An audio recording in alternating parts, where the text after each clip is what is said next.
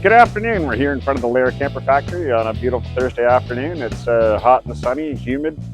And I'm standing beside a camper shell that's relatively unfinished. We do have the window frames installed, but we do not have any of the accessory items like electrical or water fittings, roof fan, etc. installed. We're standing also beside a fiberglass swimming pool, which the construction of which is exactly the same as a camper.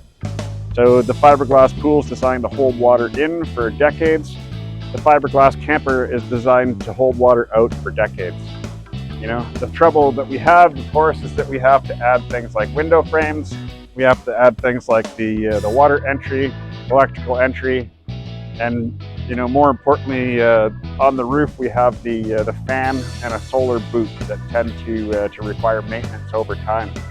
There's a number of reasons for the maintenance that's required, and it's not unique to a fiberglass camper. It's the same for every camper, and most manufacturers spend a great deal of time both on their websites and in their manuals and in their warranty talking about leaks in the camper.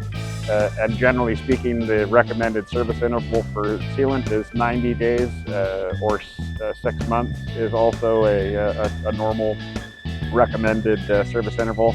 And the reason that it's necessary is because there's a number of factors environmentally and mechanically that impact the service life of sealant. So we're outside today, and it's a beautiful sunny day, and UV, the sun's UV rays can impact negatively on your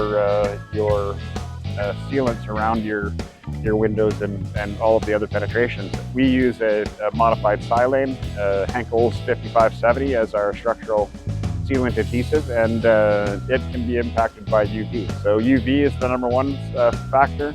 Temperature, you see a range of sub-zero temperatures right through blazing Arizona sun. So the expansion of both the sealant and of the parts themselves. The fan, for example, can expand up to 1/8 of an inch over the service temperatures that it experiences. So while the camper is built indoors at a sort of ambient temperature, the plus and the minus on either side, you'll see a significant variation in the size of that fan, which can cause the sealant to fail. The third reason, and probably the most important reason, is that as this camper goes over the road, you have a lot of vibration, and you have a certain amount of flexibility in the fiberglass in particular, and that can cause what started perhaps, or can start a micro separation in the sealant, and a micro separation will eventually become much bigger. So it's important that that as a service item that you understand that it is your responsibility to make sure that the sealant remains intact and in good repair. And really, when you look at it, there are so few penetrations in a fiberglass camper that you should get 50 years easily out of that camper, and you really have a relatively small amount of work to do on the maintenance side.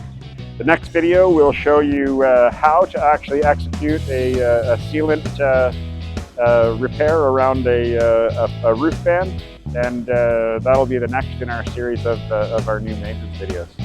Thanks for watching.